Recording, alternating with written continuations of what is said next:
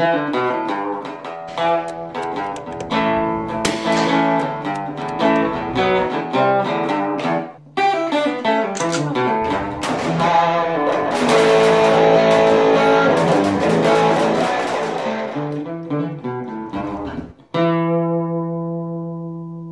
over 300 million functioning guns in the world today and many, many millions more that are not functioning, there's been a lot of very famous guns, there's been a lot of very infamous guns, and there's been a lot of very popular guns. But what we're going to talk about today is we're going to talk about the top 5 guns and their owners that changed the world forever. Starting with number 1, Guerrillo Princeps FN Model 1910. Leading up to World War I, it was on June 28th in 1940 in Sarajevo. The Princeps assassinated Archduke Franz Ferdinand of Austria.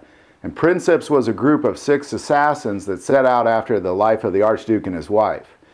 And this led to Austria-Hungary giving demands to the Kingdom of Serbia, which the Kingdom of Serbia quickly rejected. This one event led to almost every single European country joining one side or the other, and then countries from all over the world entering into World War I because of the one shot fired out of Princeps FN 1910.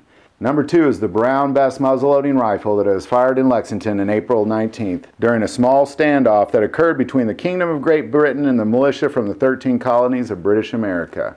And this standoff between the militia and the British, it was Lieutenant William Sutherland from England that rode out waving his sword demanding that the militia lay down their arms. And nobody knows who fired this Brown Bess, but there was one shot fired, and that was the very first armed battle of the American Revolutionary War. Number 3. John Wilkes Booth, .44 caliber Henry Derringer. It was on April 14th, Good Friday, where he entered into Ford Theater where Abraham Lincoln and his wife were enjoying a play, Our American Cousins. And it was John Wilkes Booth that fired this one shot from this .44 Derringer that ended the life of Abraham Lincoln. Number 4. In 1860, the Spencer repeating rifle was produced. Simply 1 year after the invention of the first full cartridge rimfire was produced, this was very advanced for its day. Technically advanced using a cartridge bullet that was very new for its time. In the Civil War, the Union Army, they feared using the repeating rifle because they were afraid that the soldiers would fire too many bullets, putting an unreasonable tax on bullet production in the Union Army. They used muskets until 1863 when President Lincoln test-fired the Spencer repeating rifle.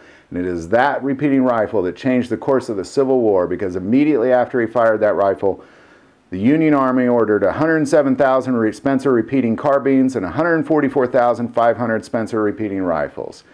So that specific gun that Abraham Lincoln changed the course of American history, which changed the course of the world. Number 5, Winston Churchill's Mauser C96.